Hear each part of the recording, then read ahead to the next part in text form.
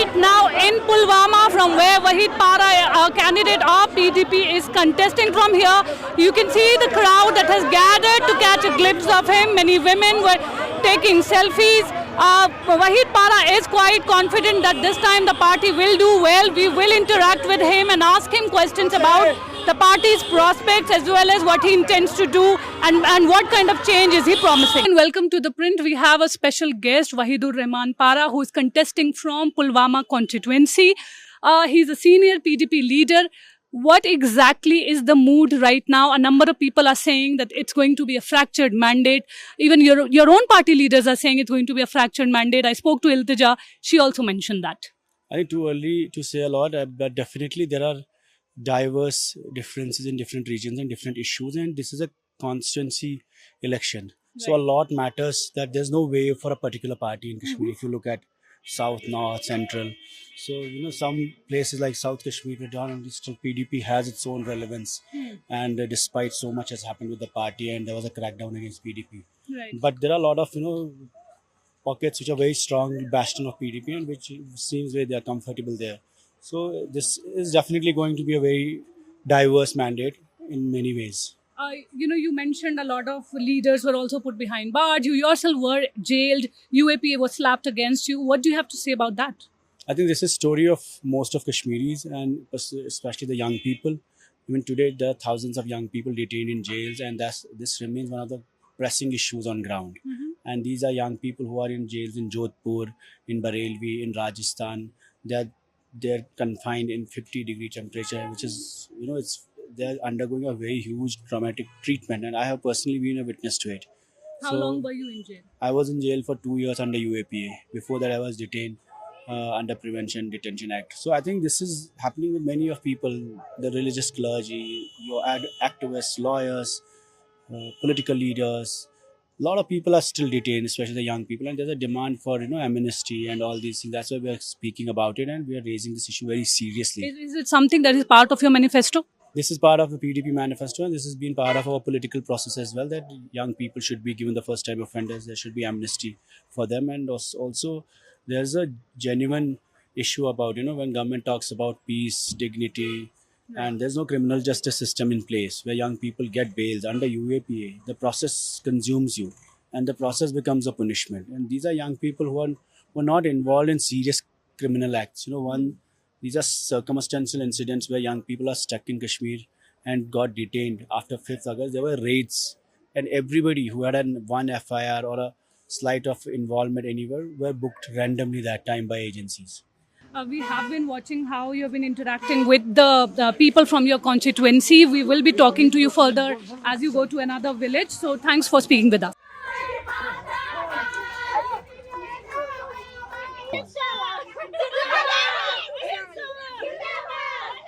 We were talking about, how UAPA was slapped against you. There's a lot of talk about Article 370. Your party has promised to restore it, but this is a center's domain. So do you think it is realistic to promise something that your party will not be able to do? I think, politically, everything is realistic. BJP for 70 years has been raising this issue, and it was part of constitution. We're not seeking anything on anti-India, anti-constitutional, anything anti-democratic. Article 370 is still there.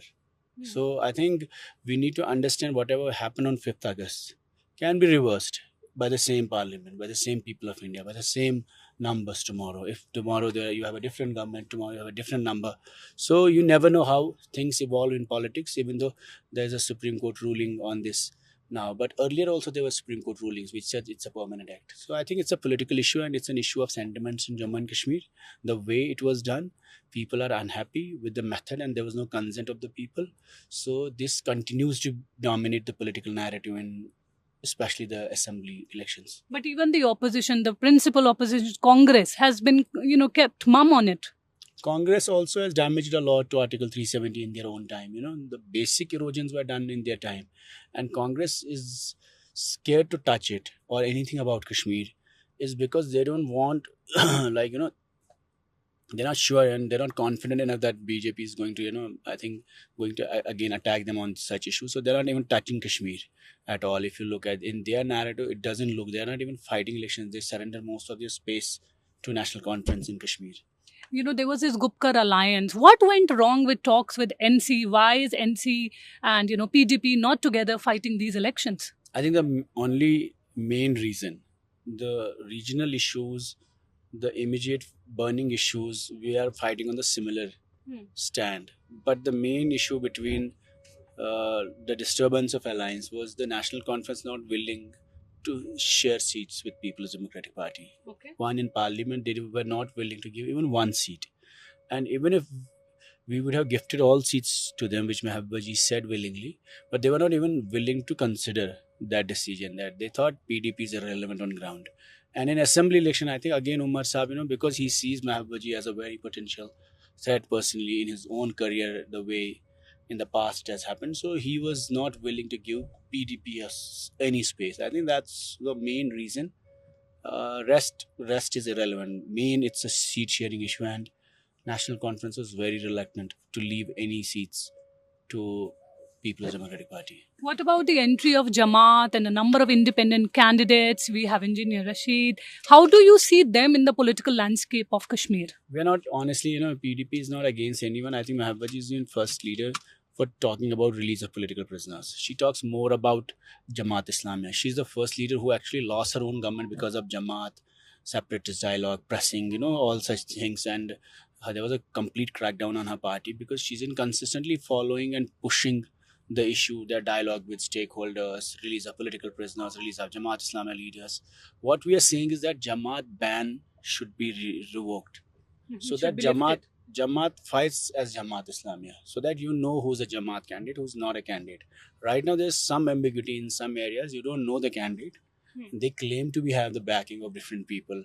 So that's why there have been few reactions from PDP, but the objective is that the ban should be revoked, and it's a social religious organization. Let them work in education, let them work in democracy, let them work in peace process, democratic process, development process. We welcome that. And even Engineer Rashid Saab as a party, he was there always. We have always supported his release. We want his release and his bail to be absolute, but we also want other people to get bails, and that all political prisoners should be released, and the young people in jail, they should be brought home. That's where we are actually focusing upon.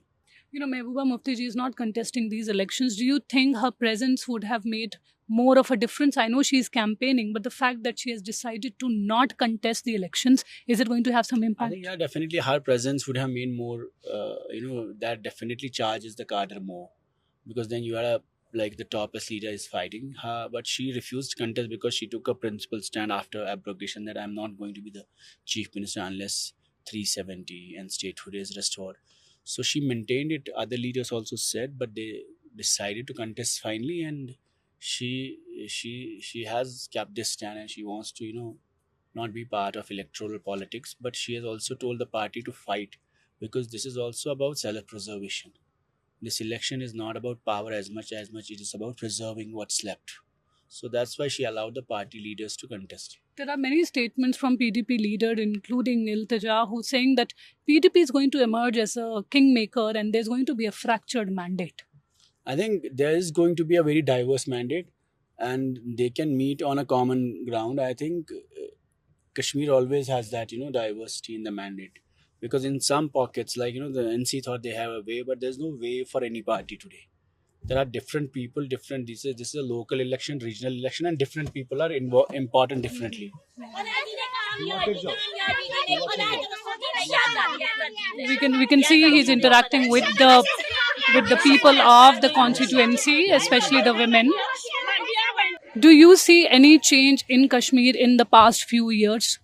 I think there is change in many ways. There is fear. There is a lot of suffocation also. But at the same time, there are stones having replaced by votes.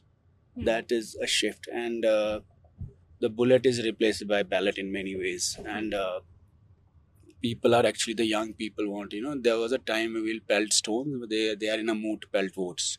You saw the energy. So there is a shift, but it's also the larger shift. If you look at it, it's also the Kashmiris are understanding the importance of democratic process more than the other processes, and they're also realizing that this is the way being heard more properly, And this is that if you love Kashmir, you have to live for it, not die for it. And dissent is democratized in many ways. And democracy is becoming an act of resistance. Voting is becoming an act of resistance. I think this is a good thing happening in front of us. This is slight transition, but this is exactly what Kashmir needed to save lives, and also in many ways that you will be heard more properly by the rest of country, by the rest of world, and also by the uh, media, civil society. So this is a change we are noticing, but how long it's going to sustain, that's going to be challenging, because there are huge expectations out of these elections, and this election is happening after 10 years. So if government tomorrow doesn't respect the mandate, whether they are fractured mandate, whether it's one-sided mandate, whether it's pro or anti them, they should actually respect every mandate and everyone who comes as elected leader of Jammu and Kashmir in whatever constituency, because people are putting a lot of trust in this process again. And this is happening after 1987, when people lost complete hope in democratic process. There was no legitimacy to vote. Today, young people, women, elders, they're coming out and being part of this democratic process. I think it puts us under a lot of responsibility more than just winning elections. You mentioned that there has been some positive change in Kashmir. Do you credit the BJP government for it? I don't think. I think I'll credit people of Kashmir, and we have realized it in 5th August when Kashmir was under crackdown. We realized it. If we had not preserved ourselves, a lot of our young people would have lost lives. So we have understood the importance of like how to deal with this, aggression also, which was a state-sponsored aggression on 5th August. It wasn't provocation. 5th August was nothing but a provocation that come out on roads, and we decided not to come out. Kashmir was leaderless, but everybody understood the importance of not provoking the government that day. So I think somewhere people are understanding the importance, and we are able to realize that we see young people in jails. One of our generation is gone to drugs, another in depression, another in jails, another in graves. So we don't want to lose young people. I think there is an huge silent solidarity for each other, support for each other, and at the same time there is a realization that we need to save the young generation, and we need to be more non-violent in our approach, and that's how we are trying to understand the ground. I think that is a realization somewhere. We interviewed Engineer Rashid. We also interviewed Farooq Abdullah, and they all talk about that. PDP is making such tall claims. It is being critical of the BJP government, but they are the one who had aligned with them. They brought BJP in Kashmir. I think it's not about bringing BJP or not bringing. PDP and BJP alliance came not for mere government formation. This was an act of conflict resolution. Mufti Saab was like one of the statesman type person whose entire objective and aim of forming PDP was to make a process-driven party, to involve separatists, mainstream, involve the stakeholders who are away from democratic process, away from Indian constitutional space. That's why this party came into the formation in 2002, to end violence into and find ways into democracy. So 2014 alliance was seen as an opportunity to create some conflict resolution act maybe. So Mufti Saab tried to resolve things, and that's why the whole idea of agenda of alliance, if you look at it will talk about separatists, it will talk about engagement with Pakistan, it will talk about engagement with Jamaat Islami, it will talk about every stakeholder in Jammu and Kashmir to be bought in an inclusive program. It was not about power sharing, chief ministership, cabinet, and other issues. But it didn't work because there are so many stakeholders and it's a complex problem. Despite that, you had an all-party delegation because of Mahabbaji continuous pursuit to New Delhi. All-party delegation came to reach to the doors of Hurriyat. They reached to Gilani's home. You had an interlocutor appointed for talks with separatists. You had a ceasefire with militants. You had 12,000 stone belts were given amnesty by the same agenda, and same chief minister. For the first time offenders were given amnesty. Which the point I'm trying to make is that the larger objective of alliance was to address the pain of Kashmir, and the larger objective was that to use the prime minister's mandate to engage on the larger levels where the inter-Kashmir conflict is resolved. It didn't work because it's a complex problem, but our intentions were good and they were rightly placed. People accuse us for making an alliance with BJP, but they For are betraying Kashmir. yeah, but that's also, you have to understand, there is a issue which people will try to resolve, and they may succeed. Had the alliance worked in right direction, then things would have been totally different. One last question, that the statehood issue is something that the BJP has said that only BJP can restore statehood, and at the same time, if you look at the current election that are happening, the chief minister who will be elected will not have much power, because it is the LG who will even do transfer posting issues, or issues related to land. So what exactly is this chief minister going to do? I think this is going to be the most weakest assembly ever, weakest government ever we had. We have been a very super state. We understand, but the objective is also to have more powerful voices in a weak assembly, number one. Second, to preserve whatever is left. And third, to start the process of reclaiming your rights in a democratic way. But at the same time, even if it's a weak government and BJP says we will restore 370 only, we are going to do it, there's a Supreme Court direction also for the restoration of statehood. We can move to the Supreme Court, we can build pressure, we can pass a resolution for restoration of statehood or special status. So I think at least it is far better than you are part of a democratic process than being, dispossessed from the institutions, from democratic institutions or bureaucratic institutions. I know I have already asked this question, but I want to take it a little further. Even if, in case there is a fractured mandate and you need to align with the BJP, will you do that? I think PDP has clearly said they want to be part of India Alliance. They want to have a secular mandate, and our interests are more centric towards the regional parties now. We can't have a meeting ground with BJP. So that's quite clear. Clearly, we don't have a meeting ground. You must have seen how Prime Minister Narendra Modi has been critical of dynasties. And when he mentions dynasty, the Mufti family, the Gandhi family, or the Abdullahs, even Engineer Rashid has been very critical of the role of all the dynasties. How do you look at, because, they say that the youth now wants change. They don't want to see the same families running Kashmir. I think you need to understand, when they talk about dynasties and all these, they are part of our, fabric here. So BJP has so many dynasties in their own party. There are 18 dynasties and 18, such people involved in their running of affairs who are part of very long dynasties. So BJP has this definition when it comes to Congress, Kashmir. But the truth is that, if you look at whatever they've been trying to create in last 6 years, all the people they nurtured, they were also part of dynasties and all. So they like one, they hate another, and that's how their definitions are. But if people of Kashmir want any change, then it should be organic by the people of Kashmir. It cannot be announced from New Delhi. So because this is a Delhi's own narrative, and people are voting, people are choosing these people. So whether they are from dynasty or not from dynasty, they have been liked and loved by their own people in their respective constituencies. So there's a lot of churning that has also taken place within the party, within PDP. What exactly went wrong? Why so many, leaders decided to sort of part? There were after 2019, there was complete crackdown on PDP. Like, I was arrested. Similarly, other people were also threatened. Had they not switched, they would have been in jail today. They would have been criminalized.